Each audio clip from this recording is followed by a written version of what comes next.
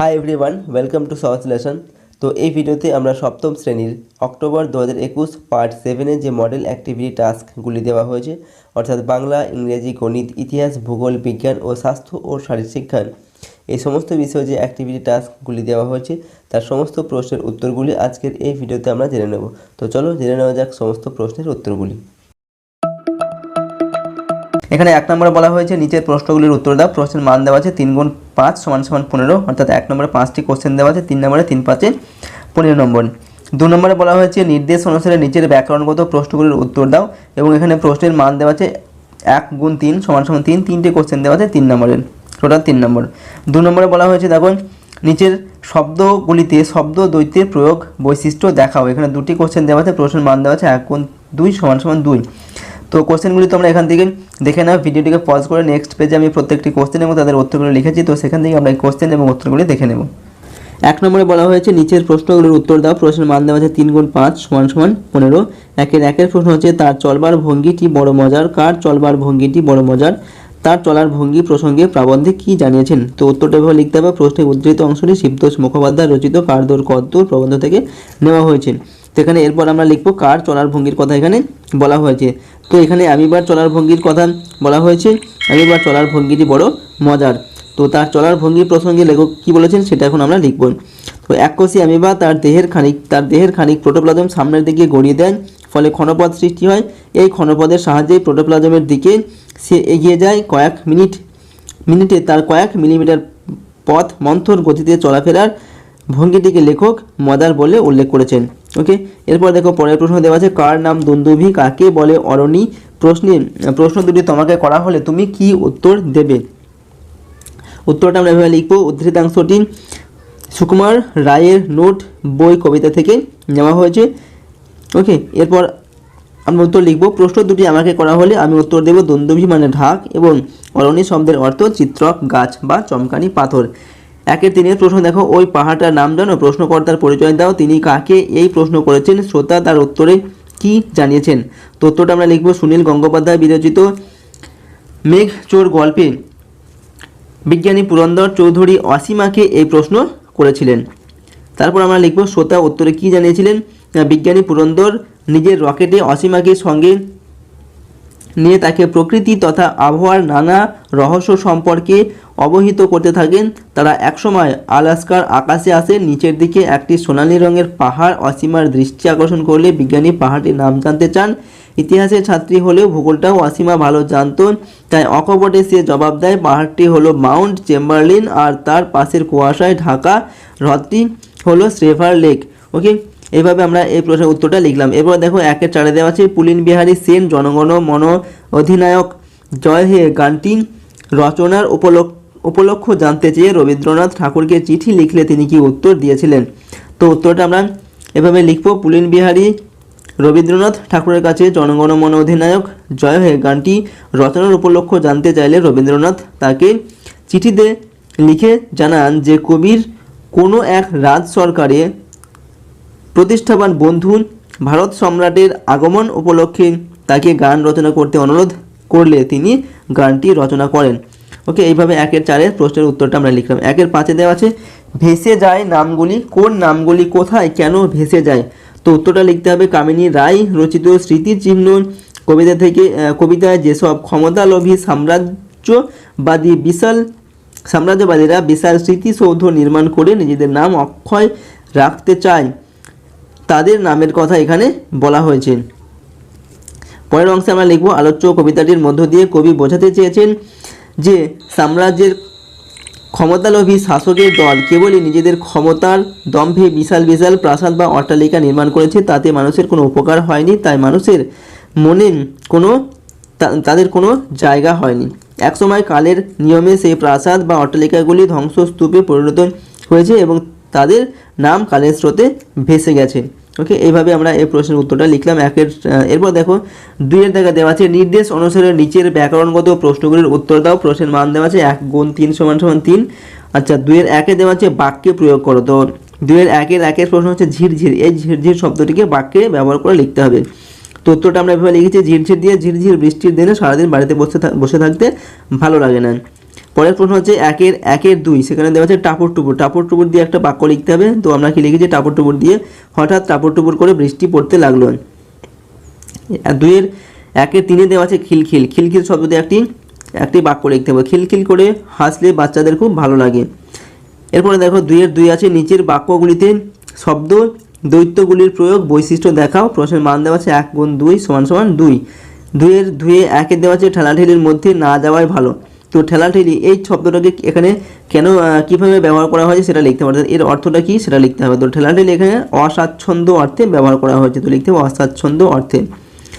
2-এর 2-এ আছে দেখতে দেখতে সন্ধ্যা নেমে এলো। তো এখানে দেখতে দেখতে এই শব্দ দ্বৈতটাকে কী অর্থে ব্যবহার করা হয়েছে সেটা লিখতে হবে। তো দেখতে দেখতে অর্থাৎ এটা ধীরে ধীরে বা ক্রমশ এই অর্থে ব্যবহার করা হয়েছে।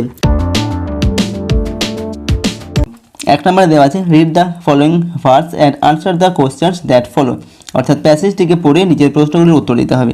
তো এখানে যে প্যাসেজটি দেওয়া আছে এটা ক্লাস 7-এর lesson 8 the story of Proserpine সেখান থেকে নেওয়া হয়েছে। তো প্যাসেজটিতে দেখো কি দেওয়া আছে, দ্য পিপল ওয়ার স্টার্ভিং মানে কি খেতে না পাওয়া বা অনাহারে থাকা। তো মানুষরা অনাহারে ছিল। They came to Ceres and implored her to bring back plenty and save their lives. তো তারা সিরিজের কাছে এসেছিল এবং তার কাছে মিনতি করেছিল বা আবেদন করেছিল। ইমপ্লোর্ড মানে হচ্ছে মিনতি করা বা আবেদন করা, যে তাদের প্রাচুর্য ফিরে দিতে এবং তাদের জীবন বাঁচাতে। Ceres lifted her face weary with ceaseless wandering and said, I cannot take care of the earth until I get back my lost daughter. তো সিরিজ অবিরাম ঘোরাঘুরির ফলে সিজলেস মানে হচ্ছে অবিরাম, আর ওয়ান্ডারিং মানে হচ্ছে ঘুরে বেড়ানো, ওয়ারি মানে হচ্ছে ক্লান্ত। তো সিরিজ অবিরাম ঘুরে বেড়ানোর ফলে তার ভারাক্রান্ত মুখটি তুলল এবং বলল কি, I can not take care of the earth until I get back my lost daughter. তখন আমি আমার হারিয়ে যাওয়া কন্যাকে ফিরে পাচ্ছি, ততক্ষণ আমি পৃথিবীর কোনো দেখাশোনা করতে পারবো না। So the people thought of praying to Jupiter, who was the king of the gods. তো তারপর লোকেরা কী করলো, দেবতাদের রাজা জুপিটারের কাছে প্রার্থনা করার কথা ভাবলো।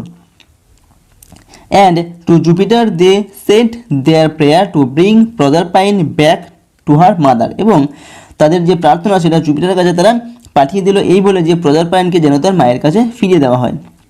They were sadly in need of Ceres' help. তারা অর্থাৎ তাদের সিরিজের সাহায্য তাদের খুব প্রয়োজন ছিল ওই মানুষগুলোর। ওকে, এরপর প্রশ্ন দেওয়া আছে, দেখো এ নাম্বারে দেওয়া আছে কমপ্লিট দ্য ফলোয়িং সেন্টেন্সেস, নিচের সেন্টেন্সগুলিকে সম্পূর্ণ করতে হবে। 3টি কোশ্চেন দেওয়া আছে, এখানে 3 নাম্বার 1 নম্বর করে দেওয়া আছে প্রত্যেকটার জন্য। বি নাম্বারে দেওয়া আছে আনসার দ্য ফলোয়িং কোশ্চেন, নিজের প্রশ্নগুলোর উত্তর দাও। 3টি প্রশ্ন দেওয়া আছে, 2 নম্বর করে টোটাল 6 নম্বর। 2 নম্বরে দেওয়া আছে ডু অ্যাজ ডিরেক্টেড, অর্থাৎ নির্দেশ অনুসারে কাজ করতে বলা হচ্ছে। 4টে দেওয়া আছে, 1 নম্বর করে টোটাল 4 নম্বর, এবং 3 নম্বরে একটি প্যারাগ্রাফ লিখতে বলা হয়েছে। ওকে, যে সাবজেক্টটা তুমি খুব পছন্দ করো, ভালো সবথেকে পছন্দ সেই সাবজেক্টের উপরে, এবং এখানে প্রশ্নের মান দেওয়া আছে 7 নম্বর। তো কোশ্চেনগুলিকে এখান থেকে দেখে নাও। নেক্সট পেজে আমরা কোশ্চেনগুলিকে লিখেছি এবং সেখান থেকে আমরা এই কোশ্চেনের উত্তরগুলি দেখে নেব। তো নাম্বার এতে দেওয়া আছে কমপ্লিট দ্য ফলোয়িং সেন্টেন্সেস, অর্থাৎ নিচের সেন্টেন্সগুলিকে সম্পূর্ণ করো। প্রশ্নের মান দেওয়া আছে 1 × 3 = 3, অর্থাৎ 3টের জন্য 3 নম্বর দেওয়া আছে 1 নম্বর করে। 1 নম্বরের প্রশ্ন দেওয়া আছে the people were starving so, অর্থাৎ লোকেরা অনাহারে ছিল, সো মানে সুতরাং তারপর তারা কী করেছিল, তা উত্তর লিখতে হবে the people were starving so they came to Ceres and implored her to bring back plenty and save their lives. তো মানুষরা অনাহারে ছিল, সুতরাং তারা কী করেছিল, সিরিজের কাছে এসেছিল এবং তাকে মিনতি জানিয়েছিল যে তাদের প্রাচুর্য ফিরিয়ে দিতে এবং তাদের জীবন বাঁচাতে। নাম্বার 2 আছে সিরিজের ফেস ওয়াজ ওয়ারি বিকজ, অর্থাৎ সিরিজের যে মুখ সেটা খুব ভারাক্রান্ত ছিল, কারণ কি, তা উত্তর লিখতে হবে সিরিজের face was weary because she was wandering ceaselessly in search of her lost daughter, কারণ সে তার হারানো মেয়েকে খোঁজার জন্য এদিক ওদিক ঘুরে বেরিয়েছিল, যার জন্য তার মুখটি ভারাক্রান্ত হয়েছিল। 3 নম্বর প্রশ্ন আছে the people prayed to Jupiter because, অর্থাৎ লোকেরা জুপিটারের কাছে প্রার্থনা করেছিল, কারণ কি, the people prayed to Jupiter because they wanted to bring Proserpine back to her mother, কারণ তারা চেয়েছিল প্রজারপাইনকে তার মায়ের কাছে ফিরিয়ে দিতে, এই জন্য তারা জুপিটারের কাছে প্রার্থনা করেছিল। নাম্বার বিতে আছে আনসার দ্য ফলোয়িং কোশ্চেন্স 2 × 3 = 6, অর্থাৎ 3টে প্রশ্ন এখানে দেওয়া আছে, 2 নম্বর করে টোটাল 6 নম্বর। 1 নম্বর প্রশ্ন আছে হু ওয়াজ জুপিটার কে ছিলেন, তো উত্তর লিখতে হবে Jupiter was the king of the gods, অর্থাৎ জুপিটার ছিল দেবতাদের রাজা। 2 নম্বর আছে what the people implore Ceres, অর্থাৎ লোকেরা সিরিজের কাছে কি মিনতি জানিয়েছিল বা কি আবেদন জানিয়েছিল। তো উত্তর লিখতে হবে the people implored Ceres to bring back plenty and save their lives, অর্থাৎ লোকেরা জুপিটারের কাছে সিরিজের কাছে প্রার্থনা আবেদন জানিয়েছিল যে তাদের প্রাচুর্য ফিরিয়ে দিতে এবং তাদের জীবন বাঁচাতে। 3 নম্বর আছে what did Ceres tell the people, the Ceres লোকেদের কি বলেছিল। তো উত্তরটা লিখতে হবে Ceres told the people that she could not take care of the earth until she got back her lost daughter। তো সিরিজ লোকেদের বলেছিল যে যতক্ষণ না পর্যন্ত সে তার হারানো মেয়েকে ফিরে পাচ্ছে ততক্ষণ সে পৃথিবীর কোনো দেখাশোনা করতে পারবে না। এরপর দেওয়া আছে 2 নম্বর ডু অ্যাজ ডিরেক্টেড, নির্দেশ অনুসারে কাজ করো, এবং প্রশ্নের মান দেওয়া আছে 1/4, 4টের জন্য 4 নম্বর দেওয়া আছে 1 নম্বর করে। একের প্রশ্ন আছে don't it the rotten apples, অর্থাৎ পচা আপেল খেয়ে না। এখানে প্রশ্ন বলা হচ্ছে আইডেন্টিফাই দ্য পার্টিসিপেল অ্যাডজেক্টিভ, এখানে পার্টিসিপেল অ্যাডজেক্টিভ কোনটা সেটাকে আইডেন্টিফাই করতে বলা হচ্ছে বা চিহ্নিত করতে বলা হচ্ছে। তো এখানে পার্টিসিপেল অ্যাডজেক্টিভ হচ্ছে রোটেন, ওকে, রোটেন হচ্ছে পার্টিসিপেল অ্যাডজেক্টিভ, তো এটা উত্তর লিখতে হবে। 2 নম্বর আছে I am sorry I dash help you, fill in the blanks with the negative form of the model.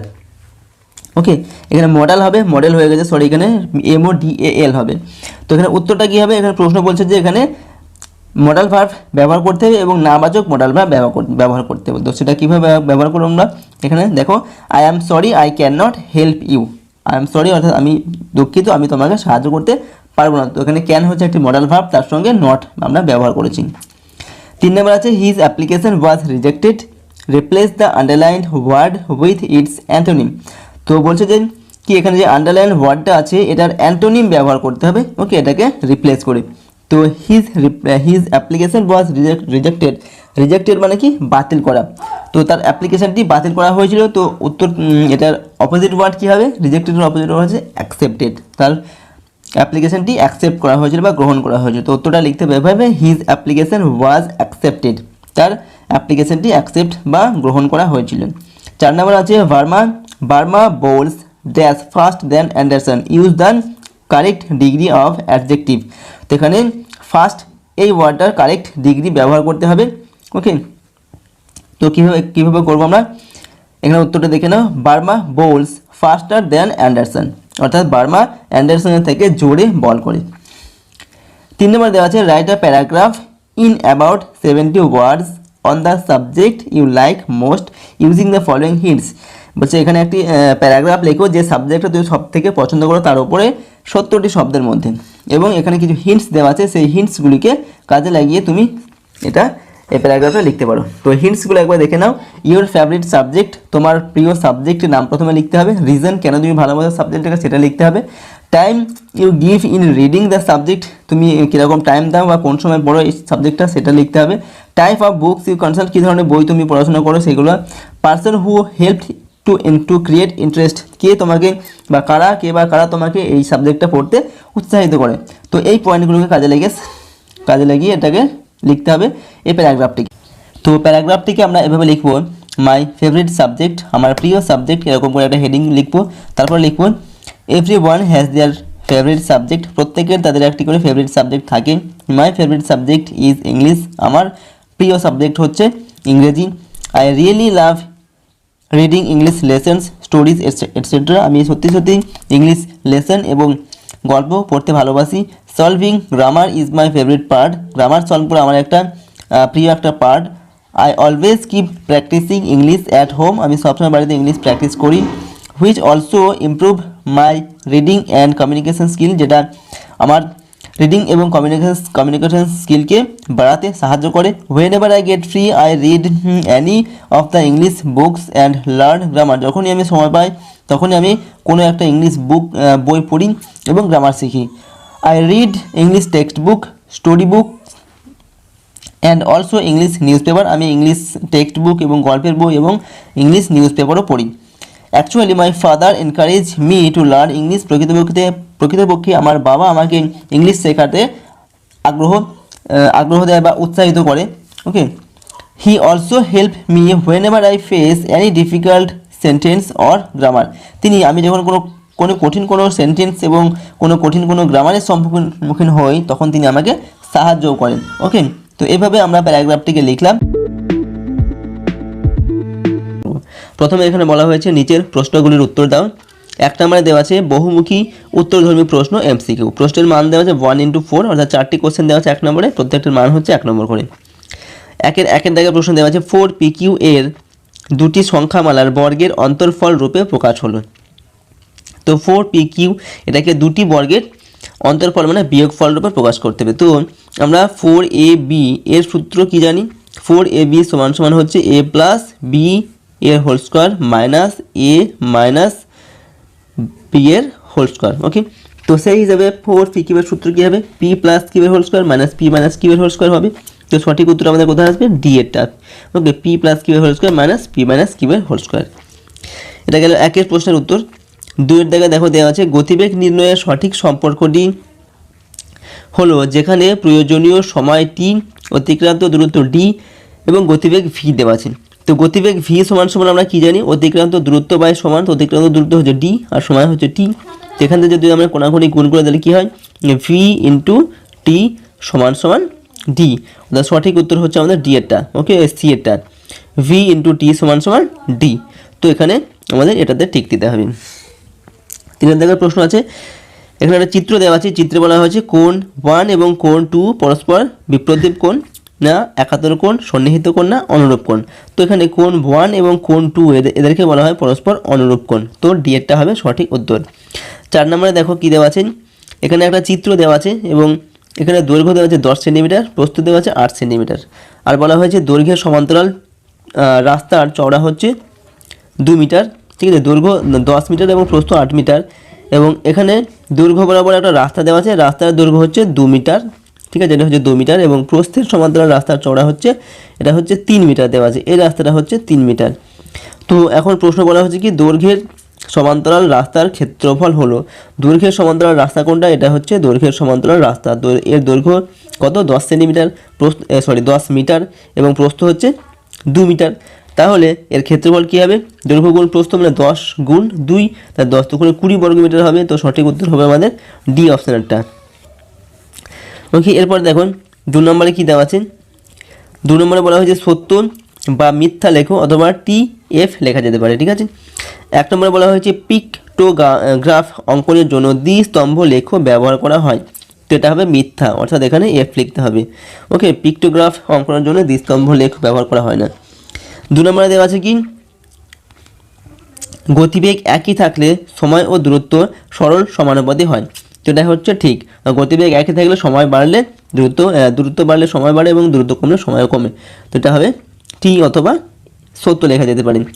3 number আছে ত্রিভুজাকার ক্ষেত্রের ক্ষেত্রফল হাফ ইন্টু ভূমির দৈর্ঘ্য ইন্টু উচ্চতা। তো এটা হচ্ছে সত্য, এটা লিখতে হবে টি। ত্রিভুজের ক্ষেত্রফলের সূত্র হচ্ছে হাফ ইন্টু ভূমির দৈর্ঘ্য ইন্টু উচ্চতা। 4 নম্বরে আছে √1.21 সমান -1.1। তো -1.1 কি, এটা হচ্ছে বর্গমূল। তো বর্গমূলকে যদি আমরা বর্গমূল দিয়ে গুণ করি তাহলে কি √ এটা পাবো 1.21টা পাবো। তো -1.1কে যদি আমরা -1.1 দিয়ে গুণ করি তাহলে কী হবে, মাইনাসে মাইনাসে প্লাস হয়ে যাবে। আর 1.11 গুণ করলে কত হয়, 121 হয়। দশমিক বিন্দু ডান দিক থেকে 2 ঘর সরে আসবে, তার মানে 1.21। তো আমরা কি পাচ্ছি কোনটা, এটা। তাহলে এটা হচ্ছে দেখো আমাদের এটাও প্লাস আছে, এখন প্লাস হয়ে গেল, তো এটা হচ্ছে সঠিক উত্তর। ওকে, তো বর্গমূল প্লাসও হতে পারে মাইনাসও হতে পারে, তো এক্ষেত্রেও এটাও আমাদের হবে সঠিক উত্তর, অর্থাৎ এটাতে লিখতে হবে টি অথবা সত্য। ওকে, এরপর দেখো পরের প্রশ্ন দেওয়া আছে 3 নম্বরে দেওয়া আছে সংক্ষিপ্ত উত্তরধর্মী প্রশ্ন। এখানে 2টি প্রশ্ন দেওয়া আছে, 2 নম্বর করে 4 নম্বর। এই কোশ্চেনগুলি আমরা পরের পৃষ্ঠায় করেছি, কারণ এগুলো তোমাদের করে দেখাতে হবে। এবং 4 নম্বরেও আছে একটি প্রশ্ন দেওয়া আছে 4 নম্বর, 5 নম্বরে আছে একটি প্রশ্ন 4 নম্বরে এবং 5 নম্বরে অথবা দিয়ে একটি কোশ্চেন দেওয়া আছে। তো কোশ্চেনগুলির উত্তর আমরা নেক্সট পেজে লিখেছি, তো সেখান থেকে আমরা উত্তরগুলি দেখে নেব। তো 3 নম্বরে বলা হয়েছে সংক্ষিপ্ত উত্তর দাও। প্রশ্নের মান দেওয়া আছে 2 × 2 = 4। 2টি প্রশ্নের জন্য 4 নম্বর দেওয়া আছে এবং একের প্রশ্ন দেওয়া আছে 4a² + 4 + 1/a² বীজগাণিতিক সংখ্যামালাকে পূর্ণ বর্গাকারে লেখো। তো এটাকে পূর্ণ বর্গাকারে লিখতে হবে। তো দেখো আমরা কীভাবে করেছি, 4a² + 4 + 1/a² = 1/a²টাকে আমরা এভাবে লিখেছি, কারণ টাইপ করতে এটা অসুবিধা হচ্ছে, ঠিক আছে। তো তোমরা এটা বুঝে নেবে। আচ্ছা, তো 4a-টাকে আমরা 2a এর হোল স্কোয়ার লিখেছি এবং 1/a স্কোয়ারটাকে আমরা 1/a এর হোল স্কোয়ার লিখেছি এবং এটাকে a এটাকে b ধরে আমরা এই ফর্মুলাটাকে লিখেছি। a স্কোয়ার প্লাস 2a মানে হচ্ছে এটা এবং b মানে হচ্ছে এটা, তো a square plus 2ab plus b square এই ফর্মুলা লিখেছি এবং সেটাকে যদি আমরা 2 এটা হচ্ছে a এবং 1/a এটা হচ্ছে b, তাহলে আমরা কী পাবো না 2a প্লাস 1/a এর হোল স্কোয়ার, তাহলে a প্লাস b এর হোল স্কোয়ার সমান সমান এটা। তো এভাবে এই প্রশ্নের সমাধানটা করতে হবে। আচ্ছা, 2 নম্বরে দেখো দেওয়া আছে সমকোণী ত্রিভুজের 3টি বাহুর দৈর্ঘ্যগুলির মধ্যে সম্পর্কটি লেখো। একটি সমকোণী ত্রিভুজের অতিভুজের দৈর্ঘ্য 5 সেমি এবং ভূমির দৈর্ঘ্য 3 সেমি হলে লম্বের দৈর্ঘ্য নির্ণয় করো। তো এই প্রশ্নের সমাধানটা দেখো আমরা এখানে করে নিয়েছি। তো কি লিখবে না সমকোণী ত্রিভুজের 3টি বাহুর দৈর্ঘ্যের মধ্যে সম্পর্কটি হলো অধিভুজের স্কোয়ার সমান সমান লম্ব স্কোয়ার প্লাস ভূমি স্কোয়ার, যেটা আমরা পিথাগোরাসের সূত্র থেকে পাই। তো সম্পর্কটা লিখতে হবে এবং তারপরে প্রশ্ন কী দেওয়া আছে না সেখানে আমাদের প্রশ্ন দেওয়া আছে সমকোণী ত্রিভুজের অতিভুজের দৈর্ঘ্য দেওয়া আছে 5 সেন্টিমিটার এবং ভূমির দৈর্ঘ্য দেওয়া আছে 3 সেন্টিমিটার, সেখান থেকে আমাদের লম্বের দৈর্ঘ্যটা নির্ণয় করতে হবে। তো আমরা অতিভুজের স্কোয়ার প্লাস সমান সমান লম্ব স্কোয়ার প্লাস ভূমি স্কোয়ার সূত্র যদি সেই সূত্র যদি আমরা লিখি এটাকে এদের কী হবে 5 স্কোয়ার সমান সমান লম্ব স্কোয়ার প্লাস 3 স্কোয়ার, যেহেতু 3 হচ্ছে লম্ব আর এটা হচ্ছে অতিভুজ, তাহলে 5 × 25 সমান সমান লম্ব স্কোয়ার প্লাস 3 থেকে 9 হয়ে গেল। এবার লম্ব স্কোয়ার প্লাস 9টাকে আমরা বাঁ দিকে নিয়েছি আর 25টা ডান দিকে নিয়ে গেলাম। তারপর লম্ব স্কোয়ার সমান সমান 25 মাইনাস 9, অর্থাৎ লম্ব স্কোয়ার সমান সমান এটার বিয়োগফল হয়ে গেল কত 16। তো লম্ব সমান সমান কী হবে √16, তো √16 মানে কত 4, 4 × 16, অতএব সমকোণী ত্রিভুজের লম্বের দৈর্ঘ্য হচ্ছে 4 সেন্টিমিটার। এরপরে দেখো 4 নম্বর প্রশ্ন কী দেওয়া আছে সপ্তম শ্রেণীর 34 জন ছাত্রছাত্রী ও অষ্টম শ্রেণীর 40 জন ছাত্রছাত্রীর প্রিয় খেলার তথ্য নিচের টেবিলে লেখা হয়েছে। এই তথ্য দ্বিস্তম্ভ চিত্রের মাধ্যমে প্রকাশ করো। প্রশ্নের মান দেওয়া আছে 4। তো এখানে খেলা দেওয়া আছে ক্রিকেট, ফুটবল আর সাঁতার, আর সপ্তম শ্রেণীর ছাত্রছাত্রীর সংখ্যা দেওয়া আছে ক্রিকেটে 12, ফুটবলে 14, সাঁতারে হচ্ছে 8 এবং অষ্টম শ্রেণী দেওয়া আছে ক্রিকেটে 14, ফুটবলে 16 এবং সাঁতারে হচ্ছে 10। এটাকে একটা দ্বিস্তম্ভ লেখচিত্রের সাহায্যে তোমাদের দেখাতে হবে। তো লেখচিত্রটা স্তম্ভচিত্রটা এভাবে কিন্তু তোমাদের আঁকতে হবে। এভাবে একটা সরল এখানে রশ্মি নেবে, এরকম একটা রশ্মি নেবে। ওকে, এটা হচ্ছে ক্রিকেট, এটা ফুটবল, এটা হচ্ছে সাঁতার। এদিকে হচ্ছে ছাত্রছাত্রীর সংখ্যা, আমরা একক সমান সমান 2 জন ছাত্রছাত্রী ধরেছি। তো এখান থেকে আমরা 2, 4, 6, 8, 10, 12, 14 করে 16 পর্যন্ত লিখেছি। ঠিক আছে, তো ক্রিকেটে দেখো ক্রিকেটে প্রথমে কী আছে আমরা এটাকে সপ্তম শ্রেণীর ছাত্রছাত্রী বুঝিয়েছি এবং এটাকে অষ্টম শ্রেণীর ছাত্রছাত্রী বুঝিয়েছি। ওকে, তো ক্রিকেটে দেখো 12 জন ছাত্রছাত্রী আছে এবং অষ্টম শ্রেণীর সপ্তম শ্রেণীর 12 জন এবং অষ্টম শ্রেণীর আছে 14 জন। তো এই লেভেল আমরা এই স্তম্ভ দুটি এঁকেছি। ফুটবলে সপ্তম শ্রেণীর ছাত্রছাত্রী আছে হচ্ছে 14 জন এবং অষ্টম শ্রেণীর আছে হচ্ছে 16 জন। তো এই লেভেলে আমরা এই স্তম্ভটা এঁকেছি। এবং সাঁতারে আছে হচ্ছে সপ্তম শ্রেণীর 8 জন এবং অষ্টম শ্রেণীর আছে হচ্ছে 10 জন। তো এই লেভেলে আমরা স্তম্ভচিত্রটা এঁকেছি। ওকে, তো এইভাবে তোমাদের স্তম্ভচিত্রটা এঁকে দেখাতে হবে এবং এখানে আমরা দেখিয়েছি কি সপ্তম শ্রেণী হচ্ছে এটাকে বুঝিয়েছি এবং অষ্টম শ্রেণী হচ্ছে এই ফাঁকাটাকে বুঝিয়ে ফাঁকাগুলোকে আমরা অষ্টম শ্রেণী বুঝিয়েছি এবং একক সমান সমান 2 জন ছাত্রছাত্রী আমরা ধরেছি এবং এদিকে ছাত্রছাত্রীর সংখ্যাটা লিখেছি, এখানে ক্রিকেট, ফুটবল, সাঁতার লিখেছি। ঠিক আছে, তো এইভাবে তোমাদের এই স্তম্ভচিত্রটা এঁকে দেখাতে হবে। পরের প্রশ্ন হচ্ছে 5-এর দাগে PQR একটি সমকোণী ত্রিভুজ আঁকো যার কোণ PQR সমান সমান হচ্ছে 90 ডিগ্রি, কোণ 90 ডিগ্রি এবং PQ সমান সমান 6 সেন্টিমিটার, QR সমান সমান 4 সেন্টিমিটার। ওকে, এর সাথে একটা অথবা দেওয়া আছে। তো প্রথমে আমরা অঙ্কনটি করে দেখব। দেখো এখানে দেওয়া আছে PQR সমান সমান PQ সমান সমান 6 সেন্টিমিটার দেওয়া আছে। তো আমরা এটা এঁকে নিয়েছি এবং QR সমান সমান 4 সেন্টিমিটার আছে, সেটাও আমরা আগে এঁকে নিয়েছি সরলরেখা দুটো। এরপর আমরা এখানে একটা রশ্মি এঁকেছি। তো সেখান থেকে আমরা প্রথমে QR অংশটুকু কেটে নিয়েছি, এখান থেকে QR অংশটুকু কেটে নিয়েছি 4 সেন্টিমিটার যেটা। তারপর এখানে 90 ডিগ্রি কোণটা আমরা এঁকেছি। 90 ডিগ্রি কোণ আঁকার জন্য কী করতে হবে কম্পাসের কাঁটাটা এখানে এখানে বসাতে হবে। বসিয়ে যে কোনো একটা মাপ নিয়ে আমরা এই মাপটা নিয়ে এখানে একটা বৃত্তচাপ আঁকতে হবে। তারপর একই মাপ নিয়ে কাঁটাটা এখানে বসিয়ে এখানে একটা চাপ কাটবে। তারপর একই মাপ নিয়ে কাঁটাটা এখানে বসিয়ে একটা চাপ কাটবে। ঠিক আছে, ওই সেম মাপ নিয়ে কাঁটাটা এখানে বসাতে হবে, বসিয়ে এখানে থেকে কিন্তু এটা কেটে দিতে হবে। তারপর যদি আমরা এটা জয়েন করি তাহলে এটা আমাদের 90 ডিগ্রি কোণ কিন্তু হয়ে যাবে। ওকে, তো আমরা এটা 90 ডিগ্রি কোণ এঁকে নিলাম। তারপরে PQ এই সরলরেখার মাপ 6 সেন্টিমিটার, সেটা নিয়ে কিউ থেকে এই P পর্যন্ত আমরা কেটে নিলাম। তারপর কী করলাম আমরা P আর R যুক্ত করে দিলাম, তাহলে আমাদের PQR এই ত্রিভুজটা হয়ে গেল, যার পি কিউ আর মান হচ্ছে 90 ডিগ্রি, কিউ আর সমান সমান হচ্ছে 4 সেন্টিমিটার এবং পি কিউ সমান সমান হচ্ছে 6 সেন্টিমিটার। এটাই হচ্ছে উদ্দিষ্ট ত্রিভুজ এবং উত্তরটা এভাবে লিখতে হবে। অতএব পি কিউ আর হলো উদ্দিষ্ট ত্রিভুজ, যার কোণ পি কিউ আর সমান 90 ডিগ্রি, পি কিউ সমান সমান 6 সেন্টিমিটার এবং কিউ আর সমান সমান হচ্ছে 4 সেন্টিমিটার। ওকে, তো এইভাবে চিত্রটাকে অঙ্কন করতে হবে। এরপর অথবা দিয়ে যে প্রশ্নটা আছে সেটাও আমরা এখানে করে দিচ্ছি, তোমরা যে কোনো একটা করবে তাহলেই কিন্তু হবে। এখানে দেওয়া আছে 100 মিটার লম্বা একটি ট্রেন ঘন্টায় 60 কিমি বেগে একটি গাছকে অতিক্রম করতে কত সময় নেবে। তো এখানে ট্রেনের দৈর্ঘ্য হচ্ছে 100 মিটার, তো ট্রেনটি একটি গাছকে অতিক্রম করতে কত সময় নেবে।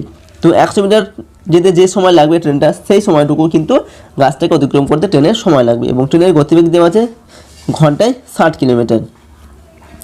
তো সমাধানটা আমরা করে নিয়েছি এখানে, তো দেখে নাও। এখান থেকে প্রথমে তোমরা লিখবে কি গণিতের ভাষায় সমস্যাটি হলো কি দূরত্ব হচ্ছে মিটারে করেছি এবং সময়টাকে আমরা সেকেন্ডে লিখেছি। তো দূরত্বটা কত না 60 কিলোমিটার, সে 1 ঘন্টা 60 কিলোমিটার যাচ্ছে ট্রেনটা, তাহলে 60 কিলোমিটার মানে 60 গুণ 1000, এটাকে আমরা মিটার পরিণত করে নিয়েছি, ঠিক আছে। আর সময় হচ্ছে 1 ঘন্টা, 1 ঘন্টা মানে সেকেন্ড করে যদি 60 গুণ 60 সেকেন্ড হয় 1 ঘন্টায়। আর 100 মিটার যেতে ট্রেনটার কত সময় লাগবে, তো সেটাই হচ্ছে গাছটাকে অতিক্রম করতে ট্রেনটার ওই সময়টা লাগবে, যতটুকু সময় সে 100 মিটার যেতে তার যতটুকু সময় লাগবে। তাহলে এখানে আমরা দেখেছি সম্পর্কটা লিখেছি কি না দূরত্ব ও সময় পরস্পর সরল সম্পর্ক রয়েছে, অর্থাৎ দূরত্ব বাড়লে সময় বাড়ে এবং দূরত্ব কমলে সময় কমে। তাহলে যেহেতু এটা সরল সম্পর্ক, তাহলে আমরা x এর মানটা কীভাবে পাবো, এখানে 60 গুণ 60 এবং এটা হচ্ছে যেহেতু সরল সম্পর্ক, তো এটা উল্টে যাবে, 100 উপরে যাবে, 60 গুণ 1000টা নিচে চলে আসবে। উপরে 1 2 3 4 শূন্য আছে, নিচে 1 2 3 4 শূন্য আমরা কেটে দিয়েছি, উপরে 1 6 কেটে দিয়েছি, থাকছে শুধু আমাদের 1 6। তো আমরা উত্তর পেলাম কত 6। অতএব গাছটিকে অতিক্রম করতে ট্রেনটির 6 সেকেন্ড সময় লাগবে, এটা উত্তর লিখতে হবে। 1 নম্বরে বলা হয়েছে ক স্তম্ভের সাথে খ স্তম্ভ মেলাও। এখানে প্রশ্নের মান দেওয়া আছে 1 গুণ 4 সমান সমান 4, অর্থাৎ 4টি প্রশ্ন এখানে দেওয়া আছে, প্রত্যেকটির জন্য 1 নম্বর করে, টোটাল 4 নম্বর দেওয়া আছে। ক স্তম্ভে দেওয়া আছে দেখুন 1-এ দেওয়া আছে পানিপথের প্রথম যুদ্ধ, 1-2-এ দেওয়া আছে খানোয়ার যুদ্ধ, 1-3-এ দেওয়া আছে ঘরঘর যুদ্ধ এবং 1-4-এ দেওয়া আছে চৌসার যুদ্ধ। এবং ডান দিকে যে সালগুলো দেওয়া আছে তো এটাকে ম্যাচ করতে হবে। তো ম্যাচিংটা আমরা এখানে করেছি, এখান থেকে তোমরা দেখে নাও। 1-1টা দেখো পানিপথের প্রথম যুদ্ধ, সেটা মিলবে খ অপশনের সাথে 1526 খ্রিস্টাব্দ। 1-2 আছে খানোয়ার যুদ্ধ, সেটা মিলবে ঘ অপশনের সাথে 1527 খ্রিস্টাব্দ। 1-3 আছে ঘরঘরা যুদ্ধ, সেটা মিলবে ক অপশনের সাথে 1529 খ্রিস্টাব্দ এবং 1-4 আছে চৌসার যুদ্ধ, সেটা মিলছে গ অপশনের সাথে 1545 খ্রিস্টাব্দ। এরপর দেখো 2-এর জায়গায় দেওয়া আছে শূন্যস্থান পূরণ করে, এখানে 4টি প্রশ্ন দেওয়া আছে, প্রত্যেকটির জন্য 1 নম্বর করে দেওয়া আছে, টোটাল 4 নম্বর। তো 2-এর 1-এ দেওয়া আছে আদিল শাহের প্রধানমন্ত্রী হিমু ড্যাশ দখল করেছিলেন। 2-এ দেওয়া আছে আকবর ড্যাশ যুদ্ধে আফগানদের হারিয়ে দেন। 2-3-এ আছে মুঘলরা কান্দাহারের উপর নিয়ন্ত্রণ হারায় ড্যাশ আমলে। আর 2-4-এ আছে মুঘলরা বিজাপুর ও গোলকোন্ডা দখল করে ড্যাশ রাজত্বকালে। তো উত্তরগুলো তোমরা এখান থেকে দেখে নাও। 2-1-এর উত্তরটা হবে আদিল শাহের প্রধানমন্ত্রী হিমু দিল্লি দখল করেছিলেন, তো এখানে শূন্যস্থানে বসবে দিল্লি। 2-2 আছে আকবর পানিপথের দ্বিতীয় যুদ্ধে আফগানদের হারিয়ে দেন, তো এখানে শূন্যস্থানে বসবে পানিপথের দ্বিতীয় যুদ্ধ। 2-3-এ আছেন মুঘলরা কান্দাহারদের ওপর নিয়ন্ত্রণ হারায় শাহজাহানের আমলে, তো এখানে শূন্যস্থানে বসবে শাহজাহানের আমলে। 2-4-এ আছে মুঘলরা বিজাপুর ও গোলকোন্ডা দখল করে ঔরঙ্গজেবের রাজত্বকালে, তো এখানে শূন্যস্থানে বসছে ঔরঙ্গজেবের রাজত্বকালে। 3-এর জায়গায় দেখো দেওয়া আছে 2-3টি বাক্যের উত্তর দাও। প্রশ্নের মান দেওয়া আছে 2 গুণ 3 সমান সমান 6, অর্থাৎ 3টি প্রশ্ন দেওয়া আছে, প্রত্যেকটির জন্য এখানে 2 নম্বর করে দেওয়া আছে, টোটাল 6 নম্বর। 3-এর 1-এর দাগে দেওয়া আছে জাবতি কি, 3-এর 2-এর দাগে দেওয়া আছে মনসব কি এবং 3-এর দাগে দেওয়া আছে 12 ভূঁইয়া নামে কারা পরিচিত ছিলেন। তো প্রথম প্রশ্নে দেখো জাবতি কি, এর উত্তরটা হবে জাবতি হচ্ছে মুঘল সম্রাট, জাবতি বলে পয়েন্ট করে লিখবে, মুঘল সম্রাট আকবর 1580 খ্রিস্টাব্দে জমি জরিপের ভিত্তিতে রাজস্ব নির্ধারণের যে পদ্ধতি চালু করেন তা জাবতি ব্যবস্থা নামে পরিচিত। যাবত কথার অর্থ হলো নির্ধারণ। আকবরকে এই ব্যবস্থা চালু করতে সাহায্য করেছিলেন তার রাজস্ব মন্ত্রী টোডারমল। ওকে, তো এইভাবে 3-এর 1-এর প্রশ্নের উত্তরটা লিখতে হবে। 3-এর 2 আছে কি না মনসব কি, তো মনসব কি, মনসব বলে পয়েন্ট করবে, তারপর লিখবে কি আরবি শব্দ মনসব, এর অর্থ উচ্চস্থান। আকবরের শাসন ব্যবস্থায় প্রশাসনিক পদগুলিকে বলা হতো মনসব এবং এই পদের অধিকারীদের বলা হতো মনসবদার। আকবরের সামরিক ব্যবস্থায় এই মনসবদারি ব্যবস্থা ছিল একটি গুরুত্বপূর্ণ ব্যবস্থা। ওকে, তো মনসব কি, এই প্রশ্নের উত্তরটা এভাবে লিখতে হবে। এরপর আছেন বারো ভূঁইয়া নামে কারা পরিচিত ছিলেন। তো বারো ভূঁইয়া নামে কারা পরিচিত ছিলেন, উত্তরটা এভাবে লিখবে। বারো ভূঁইয়া পয়েন্ট করবে, তারপর লিখবে কি, আকবর ও জাহাঙ্গীরের সময়কালে মুঘল শাসনের প্রতি বাংলার বিদ্রোহী স্থানীয় হিন্দু জমিদার ও আফগান নেতারা একত্রে বারো ভূঁইয়া নামে পরিচিত ছিলেন। এদের মধ্যে প্রতাপাদিত্য, চাঁদ রায়, কেদার রায়, ঈসা খান প্রমুখ ছিলেন উল্লেখযোগ্য।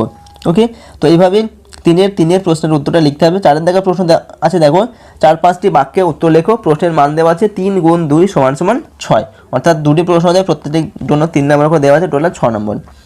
4-এর 1-এর প্রশ্ন দেওয়া আছে আবুল ফজল ও আব্দুল কাদির বাদাউনি কারা ছিলেন। 4-এর 2 আছে তুমি কি মনে করো যে রাজপুত নীতির দ্বারা মুঘলরা ভারতীয় শাসকদের মুঘল প্রশাসনের অঙ্গীভূত করেছিল, তোমার উত্তরের সপক্ষে যুক্তি দাও। তো 4-এর 1-এর প্রশ্নের উত্তরটা দেখুন, আবুল ফজল ও আব্দুল কাদির বাদাউনি কারা ছিলেন।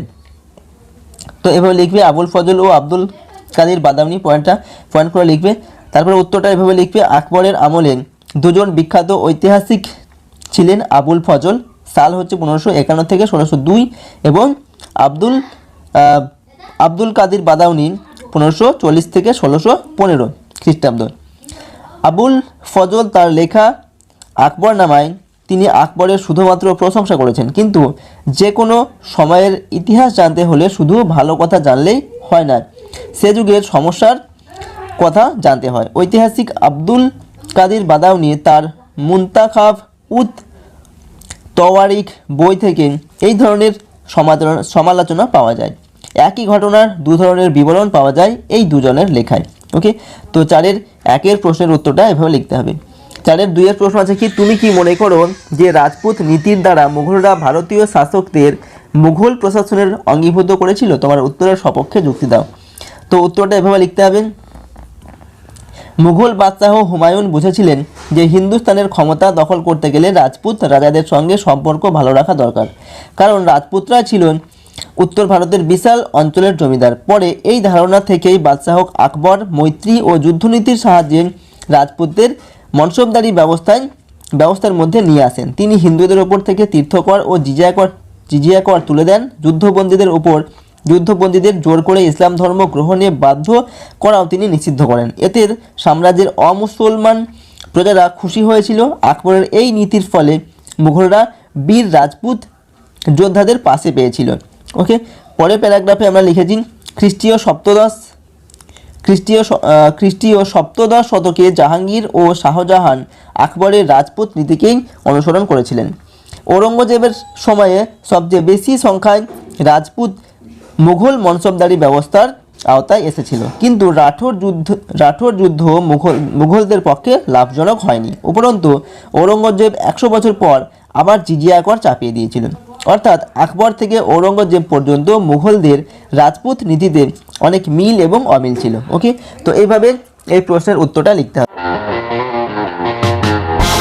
1 নম্বরে বলা হয়েছে বিকল্পগুলি থেকে ঠিক উত্তরটি নির্বাচন করে লেখো। প্রশ্নের মান দেওয়া আছে 1 × 4 = 4, অর্থাৎ 4টি কোশ্চেন দেওয়া আছে, প্রত্যেকটির জন্য 1 নম্বর করে দেওয়া আছে, টোটাল 4 নম্বর। 1-এর প্রশ্ন দেওয়া আছে, ভূ আলোড়নের ফলে সৃষ্ট ফাটলগুলোর মাঝের ভূভাগ ওপরে উঠে যে ভূমিরূপ সৃষ্টি করে তা হলো, কয়ে দেওয়া আছে মহাদেশীয় মালভূমি, ক্ষয়ে স্তূপ পর্বত, গয়ে আগ্নেয় পর্বত, ঘয়ে দেওয়া আছে লাভা মালভূমি। তো এর সঠিক উত্তর হবে অপশন খ, স্তূপ পর্বত। 1-এর 2-এ দেওয়া আছে, দুটি নদীর মধ্যবর্তী স্থলভাগ হলো নদী অববাহিকা, দোয়াব, মোহনা না ধারণ অববাহিকা। তো এখানেও সঠিক উত্তর হবে অপশন খ, দোয়াব। 1-এর 3-এ দেওয়া আছে একটি পাললিক শিলার উদাহরণ হলো গ্রানাইট, ব্যাসল্ট, মার্বেল না চুনাপাথর। এখানে সঠিক উত্তর হবে অপশন ঘ, চুনাপাথর হচ্ছে একটি পাললিক শিলার উদাহরণ। পরের প্রশ্ন দেখো, 1-এর 4-এর দাগে দেওয়া আছে কি না ঠিক জোড়াটি নির্বাচন করো, এবং এখানে 4টি জোড়া দেওয়া আছে। তো 4টির মধ্যে এখানে সঠিক জোড়া হচ্ছে অপশন গ, জাম্বেজি নদী, তার সাথে হচ্ছে ভিক্টোরিয়া জলপ্রপাত। এটা হচ্ছে সঠিক উত্তর হবে।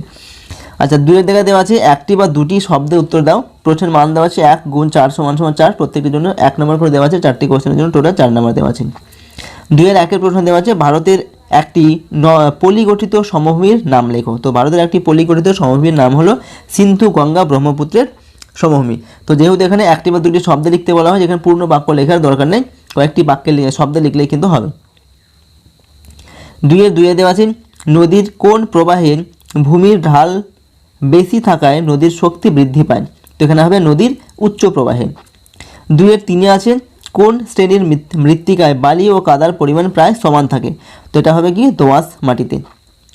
2-4 আছে দক্ষিণ আফ্রিকার তৃণভূমি কী নামে পরিচিত। তো দক্ষিণ আফ্রিকার তৃণভূমি ভেল্ট নামে পরিচিত। ওকে, এভাবে 1 এবং 2 প্রশ্নের উত্তরগুলো লিখতে হবে। এরপর দেওয়া আছে 3 দাগে সংক্ষিপ্ত উত্তর দাও, এবং এখানে দুটি কোশ্চেন দেওয়া আছে 2 নম্বর করে 4 নম্বর, এবং 4 নম্বরে দেওয়া আছে নিচের প্রশ্নটির উত্তর দাও। এখানে 3 নম্বর দেওয়া আছে একটি প্রশ্নের জন্য। 5 নম্বর দেওয়া আছে নিচের প্রশ্নটির উত্তর দাও। এখানেও 5 নম্বরের একটি প্রশ্ন দেওয়া আছে এবং এর প্রশ্নের মান দেওয়া আছে 5 নম্বর। ওকে, তো এই প্রশ্নগুলোর উত্তর আমরা এখন দেখে নেব। তো 3 নম্বরে বলা হয়েছে সংক্ষিপ্ত উত্তর দাও, প্রশ্নের মান দেওয়া আছে 2 × 2 = 4। 3-1 প্রশ্নে হচ্ছে কি নদীর মোহনায় বদ্বীপ সৃষ্টির 2টি শর্ত উল্লেখ করো। তো উত্তরটা আমরা এভাবে লিখব, বদ্বীপ গড়ে ওঠার শর্ত। বদ্বীপ গড়ে ওঠার শর্তগুলি হলো, 1 নম্বর হচ্ছে পলির পরিমাণ। নদীর নিম্ন গতিতে বয়ে আনা পলি, বালি ও কাঁকড়ের পরিমাণ বেশি হলে তবেই নদীর মোহনায় বদ্বীপ গড়ে উঠতে পারে। তো এটা হচ্ছে প্রথম শর্ত। 2 নম্বর শর্ত কি না স্রোত।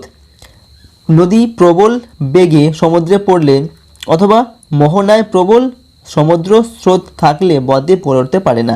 সুতরাং মোহনার সন্নিকটে নদী ও সমুদ্রের বেগ কম থাকলে তবেই বদ্বীপ গড়ে ওঠে। ওকে, তো এইভাবে বদ্বীপ গড়ে ওঠার 2টি শর্ত আমরা লিখলাম। পরের কোশ্চেন দেওয়া আছে জলবায়ু মৃত্তিকার অন্যতম প্রধান নিয়ন্ত্রক, বক্তব্যটির যথার্থতা বিচার করুন।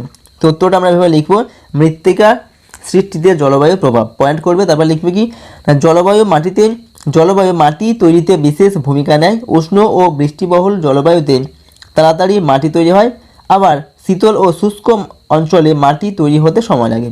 তাই উষ্ণ ও আর্দ্র অঞ্চলে মাটির গভীরতা বেশি হয়। ওকে, তো এইভাবে আমরা এই প্রশ্নের উত্তরটা লিখলাম। 4 দাগে দেওয়া আছে নিচের প্রশ্নটির উত্তর দাও, প্রশ্নের মান দেওয়া আছে 3 × 1 = 3। 4-1 প্রশ্নে বলা হয়েছে সাহারার জলবায়ু কিভাবে সেখানকার মানুষের জীবনযাত্রাকে প্রভাবিত করে।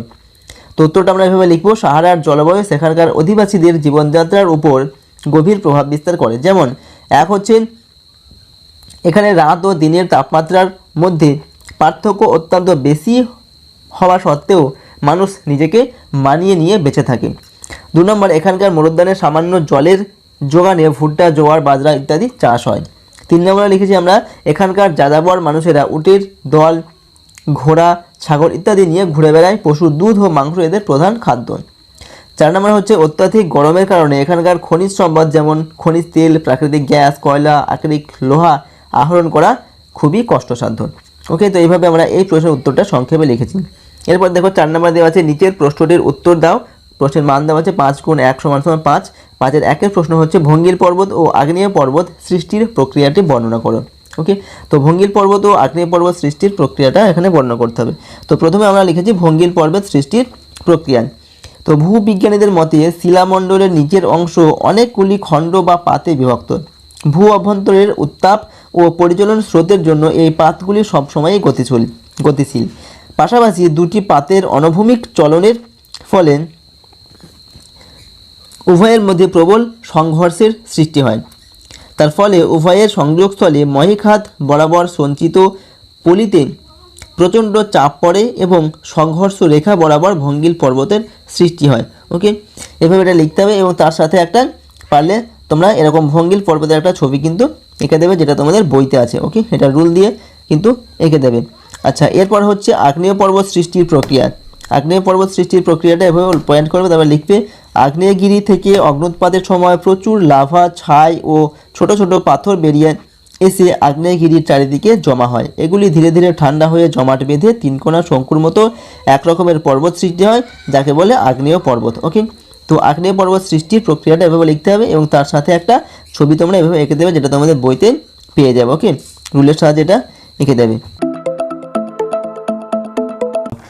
1 নম্বরে দেওয়া হয়েছে ঠিক উত্তর নির্বাচন করো, প্রশ্নের মান দেওয়া আছে 1 × 3 = 3, অর্থাৎ 3টি কোশ্চেন এখানে দেওয়া আছে, প্রত্যেকটির জন্য 1 নম্বর করে দেওয়া আছে, টোটাল 3 নম্বর। 2 নম্বরে দেওয়া আছে সংক্ষিপ্ত উত্তর দাও, এখানে প্রশ্নের মান দেওয়া আছে 1 × 3 = তিনটি প্রশ্ন এখানে দেওয়া আছে। 3 নম্বর দেওয়া আছে একটি বা দুটি বাক্যে উত্তর দাও। প্রশ্নের মান দেওয়া আছে 2 × 4 = 8। এখানে 4টি কোশ্চেন দেওয়া আছে। 4 নম্বর দেওয়া আছে 3-4টি বাক্যে উত্তর দাও। প্রশ্নের মান দেওয়া আছে 3 × 2 = 6। এখানে 2টি কোশ্চেন দেওয়া আছে। তো কোশ্চেনগুলি তোমরা এখান থেকে দেখে নাও, ভিডিওটিকে পজ করে নেক্সট পেজে আমি প্রত্যেকটি কোশ্চেন নেব, তাদের উত্তরগুলি লিখেছি, তো সেখান থেকে আমরা কোশ্চেন এবং উত্তরগুলি দেখে নেব। তো 1-এর দাগে বলা হয়েছে ঠিক উত্তর নির্বাচন করো। প্রশ্নের মান দেওয়া আছে 1 × 3 = 3। 1-এর প্রশ্ন হচ্ছে তড়িতের সুপরিবাহী পদার্থটি হলো প্লাস্টিক, চিনেমাটি, কাঠ না তামা। তো উত্তর হবে তড়িতের সুপরিবাহী পদার্থটি হলো অপশান ঘ তামা। পরের প্রশ্ন আছে 1-এর 2 আছে সমতল আয়নায় প্রতিফলনের ফলে যে অক্ষরটির পার্শ্বীয় পরিবর্তন হবে না তা হলো আর, এস, ও না সি। তো উত্তর হবে সমতল আয়নায় প্রতিফলনের ফলে যে অক্ষরটির পার্শ্বীয় পরিবর্তন হবে না তা হলো অপশান গ, ও। 1-এর 3-এর প্রশ্ন আছে ফুলের যে অংশটা ফলে পরিণত হয় সেটা হলো বৃত্তি, দলমণ্ডল, পরাগধানী না ডিম্বাশয়। তো উত্তর হবে ফলের যে অংশটা ফলে পরিণত হয় সেটা হলো অপশান ঘ, ডিম্বাশয়। পরের প্রশ্ন আছে 2-এর দাগে সংক্ষিপ্ত উত্তর দাও। 1 × 3 = 3। 2-এর 1-এর প্রশ্ন আছে একটি বাল্বের তাপ ও আলোক শক্তির উৎস কি? তো উত্তর লিখতে হবে একটি বাল্বের তাপ ও আলোক শক্তির উৎস হলো তড়িৎ শক্তি। তড়িৎ শক্তি ধাতব বা ফিলামেন্টের মধ্যে প্রবেশ করে তাপ ও আলোক শক্তিতে রূপান্তরিত হয়। পরের প্রশ্ন হচ্ছে 2-এর দাগে উদ্ভিদের মূলত্রের কাজ কি? তো উত্তর লিখতে হবে উদ্ভিদের মূলত্রের কাজগুলি হলো 1 হচ্ছে মূলত্র মূলের নরম অগ্রভাগকে মাটির ঘর্ষণজনিত আঘাত থেকে রক্ষা করে। 2 নম্বর হচ্ছে মূলত্র থেকে এক প্রকার পিচ্ছিল রস বের হয় যা মূলকে অতি সহজেই মাটির ভিতরে প্রবেশ করতে সাহায্য করে। পরের প্রশ্ন হচ্ছে 2-এর 3 নম্বর প্রশ্ন হচ্ছে মৃদু ভেদী ও মৃদবর্তী অঙ্কুরোদ্গমের মধ্যে একটি পার্থক্য উল্লেখ করেন। তো মৃদু ভেদী সম্পর্কে আমরা কি লিখব না, মৃদু ভেদী অঙ্কুরোদ্গমের ক্ষেত্রে মৃদুভেদী বলে পয়েন্ট করে তোমরা লিখবে মৃদুভেদী অঙ্কুরোদ্গমের ক্ষেত্রে বীজের বীজপত্র মাটি ভেদ করে ওপরে উঠে আসে। মৃদবর্তী এর ক্ষেত্রে কি হবে না, কিন্তু মৃদবর্তী অঙ্কুরোদ্গমের ক্ষেত্রে বীজের বীজপত্র মাটি ভেদ করে উপরে উঠে আসতে পারে না।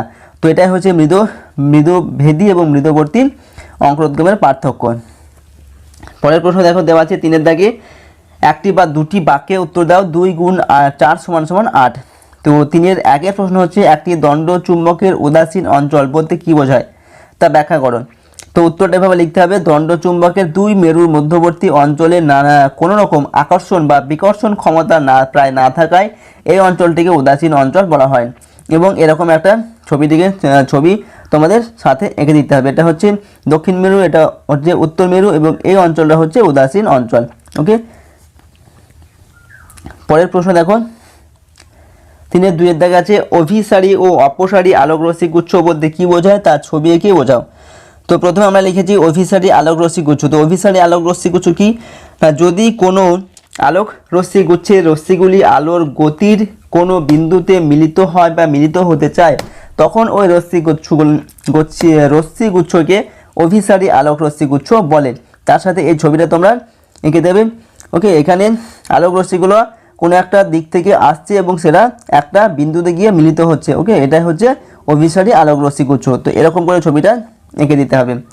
আচ্ছা, তারপর হচ্ছে অপসারী আলোক রশ্মি গুচ্ছ কি সেটা ব্যাখ্যা করতে হবে। তো অপসারী আলোক রশ্মি গুচ্ছ কি না, যদি কোনো আলোক রশ্মিগুলি এমন হয় যে তারা নির্দিষ্ট কোনো বিন্দু থেকে আগত হয়ে রশ্মিগুলো আলোর গতির পরস্পর থেকে দূরে সরে যায় তবে ওই রশ্মিগুচ্ছগুলোকে অপসারী আলোক রশ্মিগুচ্ছ বলে। তার সাথে এই ছবিটা কিন্তু তোমাদের এঁকে দিতে হবে। এখানে কোনো একটা নির্দিষ্ট বিন্দু থেকে আলোক রশ্মিগুচ্ছগুলো তারা একে অপর থেকে দূরে সরে যাচ্ছে, ওকে, ছড়িয়ে যাচ্ছে। তো এই ছবিটা এর সাথে আঁকতে হবে। পরের প্রশ্ন দেখো উদ্ভিদের পাতার প্রধান কাজ কি কি? তো উদ্ভিদের পাতার প্রধান কাজগুলি হলো 1 হচ্ছে পাতা ক্লোরোফিলের সাহায্যে গাছের জন্য খাদ্য তৈরি করে, তাই পাতাকে গাছের রান্নাঘর বলে। 2 নম্বর হচ্ছে পাতায় থাকা পত্ররন্ধ্র জলীয় বাষ্প ত্যাগ ও গ্যাসীয় পদার্থের বিনিময়ে সাহায্য করে।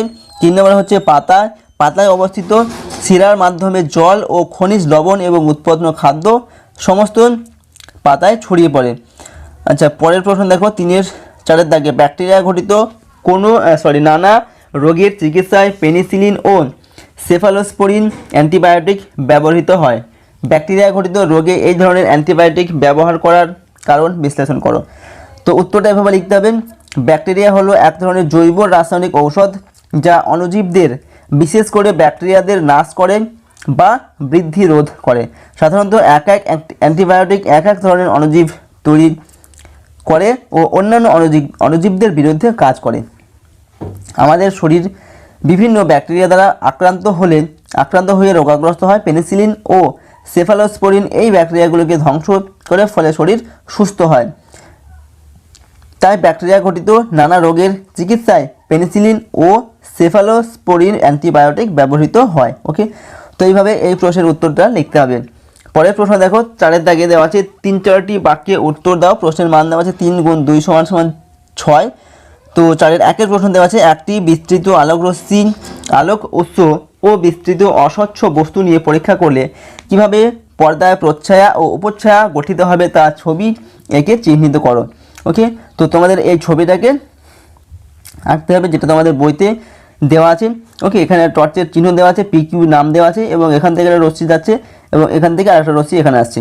ওকে, এখান থেকে একটা রশ্মি দেখতে যাচ্ছে এবং আরেকটা রশ্মি এখানে। ওকে, এখানে একটা পাতা দেওয়া আছে, AB নাম দেওয়া হয়েছে, এবং এখানে এই অঞ্চলটা হচ্ছে প্রচ্ছায়া বা ছায়া অঞ্চল, ছায়া, এবং এটা হচ্ছে উপচ্ছায়া অঞ্চল। ওকে, এবং সেটাকে তোমাদের এখানে লিখে দেখাতে হবে। GH হচ্ছে প্রচ্ছায়া বা ছায়া, GHটা, এবং EG ও FH, যে EG এবং FH এটা হচ্ছে উপচ্ছায়া। ওকে, জাস্ট এটা করলে কিন্তু হয়ে যাবে। পরের প্রশ্ন দেখো, 4-এর 2-এর দাগে আছে, বন্ধ নর্দমা বা সেপটিক ট্যাঙ্ক পরিষ্কার করতে নামার আগে কিছু সতর্কতামূলক ব্যবস্থা নেওয়া জরুরি। উপযুক্ত কারণসহ ব্যাখ্যা করো। তো প্রশ্নের উত্তরটা তোমাদের এভাবে লিখতে হবে, বন্ধ নর্দমায় তথা সেপটিক ট্যাঙ্কে বিশেষ প্রকারের মারাত্মক ধরনের গ্যাসের মিশ্রণ থাকে, যেমন methane, hydrogen sulphide, carbon dioxide, carbon monoxide, hydrogen cyanide ইত্যাদি। এই গ্যাসগুলি প্রাণনাশের কারণ হয়ে ওঠে। কার্বন মনোক্সাইড আমাদের রক্তের হিমোগ্লোবিনের সাথে মিশে যায় এবং কার্বক্সি হিমোগ্লোবিন নামে এক যৌগ গঠন করে। রক্তে কার্বক্সি হিমোগ্লোবিন যৌগ গঠিত হলে হিমোগ্লোবিন দেহকোষে অক্সিজেন সরবরাহ বন্ধ করে দেয়, যার ফলে মানুষের মৃত্যু পর্যন্ত ঘটতে পারে। তাই বন্ধ নর্দমা বা সেপটিক ট্যাঙ্ক পরিষ্কার করতে নামার আগে কিছু সতর্কতামূলক ব্যবস্থা নেওয়া জরুরি। তো এই প্রশ্নের উত্তরে তোমাদের এটা লিখতে হবে। 1 নম্বরে দেওয়া আছে শূন্যস্থানটি পূরণ করো। এখানে প্রশ্নের মান দেওয়া আছে 1 × 5 = 5, অর্থাৎ প্রত্যেকটির জন্য 1 নম্বর করে দেওয়া আছে। 5টি কোশ্চেনের জন্য 5 নম্বর দেওয়া হয়েছে। কয়ের জায়গায় দেওয়া আছে ড্যাশ দেহ ও মনের মধ্যে সমন্বয় সাধন করে, যা স্বাস্থ্যের একটি গুরুত্বপূর্ণ দিক। ওকে, তো এখানে ড্যাশে কী হবে? ব্যায়াম। ওকে, ব্যায়াম দেহ ও মনের মধ্যে সমন্বয় সাধন করে, যা স্বাস্থ্যের একটি গুরুত্বপূর্ণ দিক।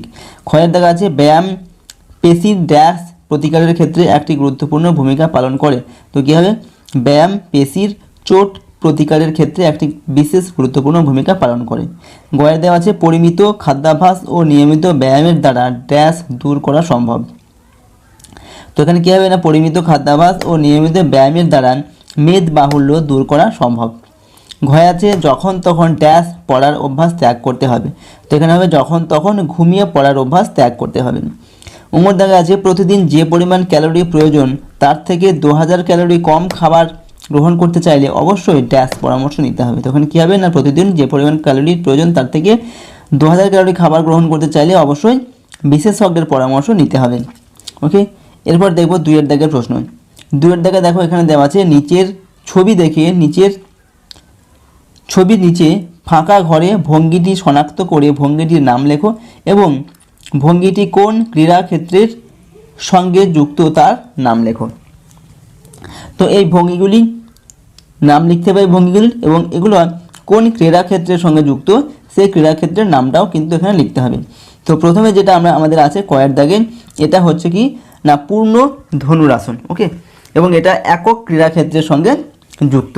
তো এখানে লিখতে হবে পূর্ণ ধনুরাসন এবং একক ক্রীড়াক্ষেত্র।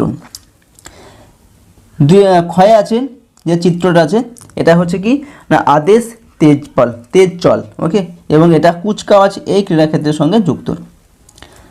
গয়ের দাগে যেটা দেওয়া আছে এটা হচ্ছে দৌড়ে গোড়ালি স্পর্শ করা।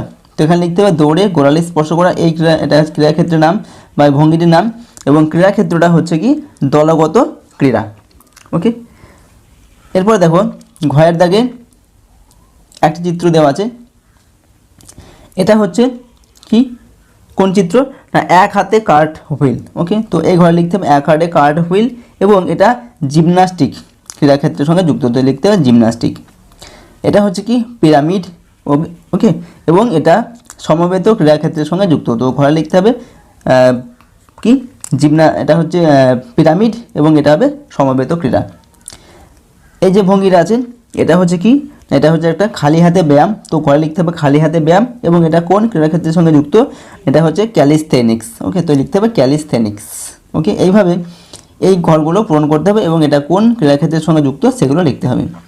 3 দাগে দেখো দেওয়া আছে নিচের প্রশ্নগুলির উত্তর দাও এবং প্রশ্নের মান দেওয়া আছে 4.5 গুণ 2 সমান 9। দুটি প্রশ্ন দেওয়া আছে 4.5 করে টোটাল 9 নম্বর। কয়ের দাগে বলা হয়েছে স্বাস্থ্যের উপর ব্যায়ামের প্রভাব বর্ণনা করো এবং ক্ষয়ে দেওয়া আছে মেদ ঝরাতে কী কী করতে হবে লেখো। তো এই প্রশ্ন দুটির উত্তর আমরা এখন দেখে নেব। তো 3 দাগের প্রশ্ন হচ্ছে নিচের প্রশ্নগুলির উত্তর দাও। প্রশ্নের মান 4.5 গুণ 2 সমান 9 আছে। কয়ের প্রশ্ন দেওয়া আছে স্বাস্থ্যের উপর ব্যায়ামের প্রভাব বর্ণনা করো। তো স্বাস্থ্যের উপর ব্যায়ামের প্রভাব কী সেগুলো আলোচনা করতে হবে। তো আমরা উত্তরটাকে এভাবে লিখব, নিয়মিত ব্যায়াম ও শারীরিক ক্রিয়াকলাপ স্বাস্থ্যের উপর প্রভাব বিস্তার করে। যথা প্রথম পয়েন্টে লিখব শারীরিক স্বাস্থ্যের ওপর ব্যায়ামের প্রভাব। তো শারীরিক স্বাস্থ্যের উপর ব্যায়ামের প্রভাবগুলি কি? 1 নম্বর হচ্ছে হৃৎপিণ্ডের কার্যক্ষমতা বৃদ্ধি পায়। 2 নম্বর হচ্ছে ফুসফুসের আয়তন ও কর্মক্ষমতা বৃদ্ধি পায়। 3 নম্বর স্থূলকায় ব্যক্তিদের ফ্যাট কমাতে সাহায্য করে। 4 নম্বর হচ্ছে ওজন নিয়ন্ত্রণে সাহায্য করে। 5 নম্বর হচ্ছে রক্তচাপ নিয়ন্ত্রণে বিশেষ ভূমিকা পালন করে। 6 নম্বর শারীরিক কাঠামোকে শক্তিশালী করে তোলে। পরের পয়েন্টে লিখব সামাজিক স্বাস্থ্যের উপর প্রভাব এবং 1 নম্বর লিখব নিয়মানুবর্তিতা ও শৃঙ্খলা বোধের জ্ঞান বৃদ্ধি করতে সাহায্য করে। 2 নম্বর হচ্ছে সহযোগিতার মনোভাব বৃদ্ধি করে। 3 নম্বর পরস্পরকে ভালোবাসতে ও শ্রদ্ধা করতে শেখায়। পরের পয়েন্টে আমরা লিখব মানসিক স্বাস্থ্যের প্রভাব। এর 1 নম্বর লিখব উদ্বেগ ও হতাশ কমাতে সাহায্য করে। 2 নম্বর কাজের প্রতি মনোযোগ বৃদ্ধি করে। 3 নম্বর মানসিক চাপ কমাতে সাহায্য করে। 4 নম্বর হচ্ছে আত্মবিশ্বাস ও আত্মসংযম বাড়াতে সাহায্য করে। পরের পয়েন্টে লিখব রোগ প্রতিরোধক ক্ষমতা। 1 নম্বর হচ্ছে ডায়াবেটিস হওয়ার সম্ভাবনা কমে যায় ও ডায়াবেটিস হলে তা নিয়ন্ত্রণ করতে সাহায্য করে। 2 নম্বর হচ্ছে উচ্চ রক্তচাপ নিয়ন্ত্রণ করতে সাহায্য করে। 3 নম্বর শরীরের ওজন বৃদ্ধি, ফ্যাট বৃদ্ধি ইত্যাদি হওয়ার সম্ভাবনা কমিয়ে দেয়। ওকে, তো এইভাবে এই প্রশ্নের উত্তরটা আমরা লিখলাম। পরের প্রশ্ন হচ্ছে ক্ষয়ের দাগে মেদ ঝরাতে কি কি করতে হবে লেখো। তো উত্তরটা আমরা এভাবে লিখব, মেদ ঝরাতে নিম্নলিখিত বিষয়গুলি মেনে চলতে হবে। 1 নম্বর দিয়ে লিখব শিশুদের খিদে পেলে তবেই খেতে দিতে হবে, এককালীন বেশি করে খাওয়ানো উচিত নয়। 2 নম্বর হচ্ছে অধিক পরিমাণ শাকসবজি খেতে হবে এবং স্নেহ জাতীয় খাদ্য মাছ মাংস যথাসম্ভব কম খেতে হবে। 3 নম্বর যখন তখন ঘুমিয়ে পড়ার অভ্যাস ত্যাগ করতে হবে। 4 নম্বর হচ্ছে প্রতিদিন 30 থেকে 40 মিনিট ধরে ঘাম ঝরানো ব্যায়াম করতে হবে। 5 নম্বর মিষ্টি জাতীয় খাবার, ফাস্টফুড, রাস্তায় তৈরি খাবার ও অতিরিক্ত তেল ঝাল মশলাযুক্ত খাবার বর্জন করতে হবে। 6 নম্বর হচ্ছে খেলাধুলা, ব্যায়াম, শরীরচর্চা নিয়মিত অংশগ্রহণ করতে হবে। ওকে, তো এইভাবে এই প্রশ্ন দুটির উত্তর আমরা লিখলাম। ভিডিওটিকে শেয়ার করে দিও প্রত্যেকের কাছে যাতে সবাই সঠিকভাবে এখান থেকে উত্তরগুলো লিখে নিতে পারে। চ্যানেল নতুন হলে চ্যানেলটিকে সাবস্ক্রাইব করে নিও, পাশে থাকা বেল আইকন অল অপশানটিকে সিলেক্ট করে রেখো যাতে নেক্সট ভিডিও নোটিফিকেশন সবার আগে পেয়ে যাও। Thank you so much for watching the entire video. See you on the next video. Till then by.